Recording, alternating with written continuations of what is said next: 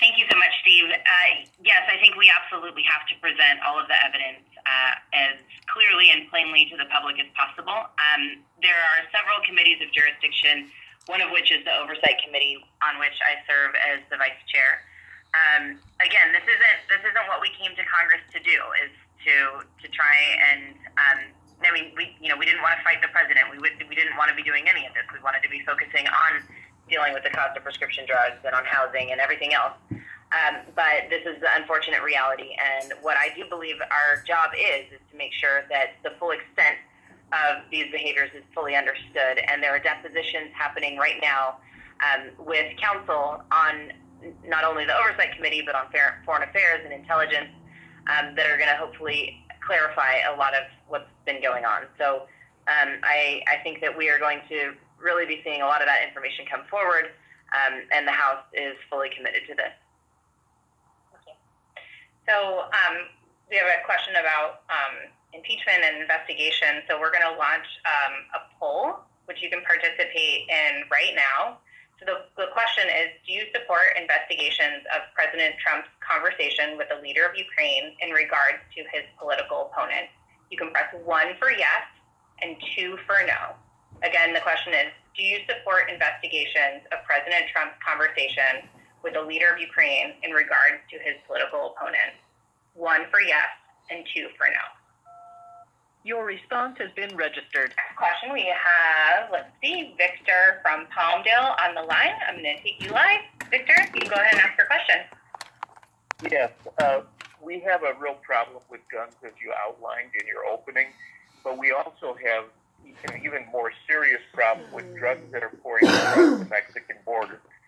90% of the heroin comes through there, and I want to know specifically what you're going to be doing, because so far it seems like the Democrats have just been obstructing everything to try to make Trump look bad, and they should be looking at what makes our country better, and that is sealing the border so we know who's coming in, and we can stop these cartels that are trafficking and that are bringing drugs throughout our country.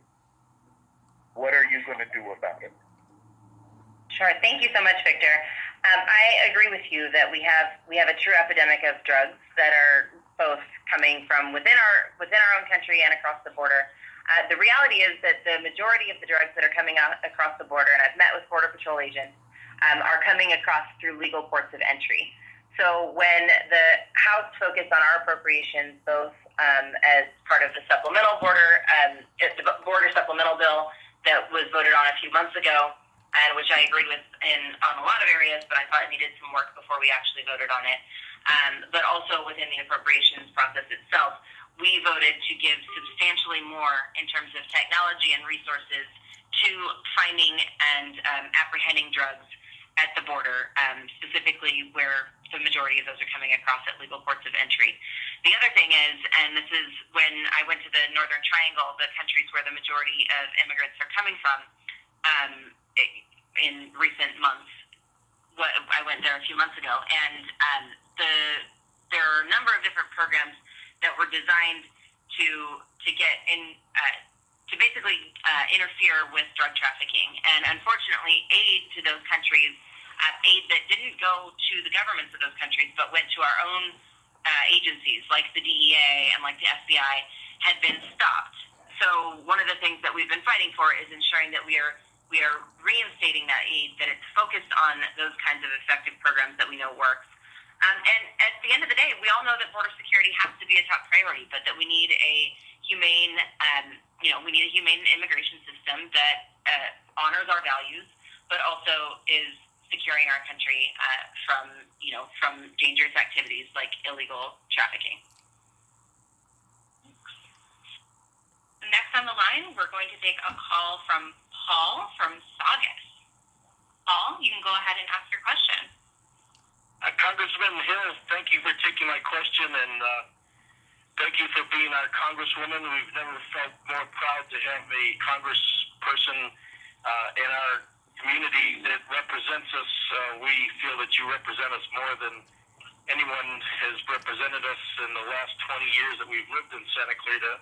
I met you at Saugus High at your inauguration, and I'm very happy with your work so far. My question is, my daughter is a recent graduate from Whittier College, and she is now at Claremont McKenna pursuing her master's degree.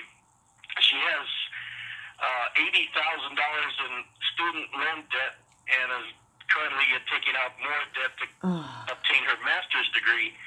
I know that Bernie Sanders and I know that Elizabeth Warren all promote student loan forgiveness.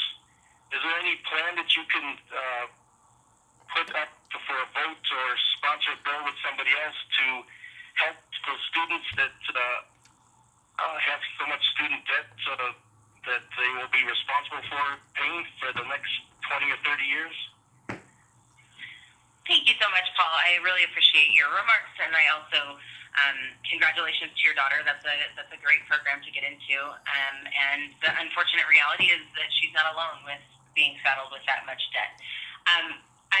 I'm glad that the presidential candidates are having are bringing the discussion around debt forgiveness and other plans on addressing this crisis to the forefront of the conversation. And there are a number of different proposals that are circulating from within Congress that we need to be looking at that I am considering. One of those that I've been very active in is actually it's a service-related program that would create a service program where if people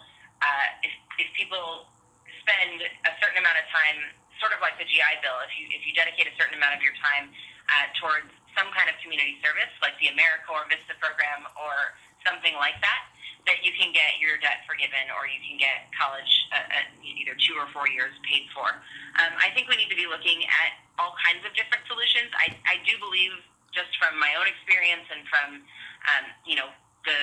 those of my friends and others who have kind of been through this before, that there should be a sort of skin in the game for students to give back to their community if there is going to be that kind of debt forgiveness. But the other reality is that the United States owns the majority of student debt, and so in the meantime, there need to be much stricter regulations on the interest that is being charged. The money that should be there should not be a profit that is being made off of the backs of students or young adults who are not able to enter the housing market or who are not able to really begin their lives because of tens of thousands of dollars in debt. So we're going to keep looking at this. I'm part of a number of different caucuses, the Congressional Future Caucus, among others, that are focused on the problems that millennials and younger generations are facing. And last week I introduced the Campus Act, which is an emergency grant fund to help low-income students, and we're going to be doing a lot more of that. So hopefully we will be able to come to solutions soon, and I look forward to working with whoever is in the next administration to come up with some solutions that can actually get signed into law. So for those of you who are joining us a little bit late, I just want to remind everyone on the line that to get your questions into the queue, you can press *3 now or at any time. And I appreciate the question about the economy. And on that note, I would like to launch another poll question for everyone who's on the line. So the poll question is simply, is the economy working for you? You can press 1 for yes, 2 for no. The question again is the economy working for you? And the question, 1. Your response has been registered. And *3 for any questions. So the next question we're going to take is from Lori from Simi Valley. Lori, you can go ahead and ask your question. Hi, Katie. Thanks for taking my call. I want to say that I oppose impeachment. I think it's going to further divide the country. And my question is, there's a lot of evidence on the other side. You said that you're friends with Mark Meadows, and I hope you look at what he and Devin Nunes have put together. I've watched every hearing because I don't trust the media. I don't trust Fox. I don't trust any of them. So I've watched the hearings and I've watched the spin. My concern is Adam Schiff is chairman, yet he was in Aspen with Glenn Simpson from Fusion GPS. Hillary Clinton paid for the dossier along with the DNC. William Barr at his hearing swore under oath that he would get to the bottom of the origins of the investigation. With that is the mention of CrowdStrike. Yeah. Is the mention of CrowdStrike. Hello? So I just to kind of clarify the question, do you want to kind of Well, I haven't summarize asked my question yet. You said I had 2 minutes to ask. it? Keep going. Okay, so William Barr basically said he'd get to the bottom of the origins, and their report should be out at the end of this month. Why are you jumping the gun? And also, I know he's in Italy now. If there was a coup attempt on this president, that's unconstitutional. And don't you think that if you're going to do an impeachment, you need a vote so you can get both sides of the argument in instead of just one? Thanks so much, Lori. So a couple things. The first is there hasn't been a vote because there haven't been articles of impeachment that have been dropped. So there is no impeachment until there are actual articles of impeachment. It's our job to conduct oversight, and so these investigations, including the inquiry, which gives us the power to frankly get information that we wouldn't have had power to get otherwise.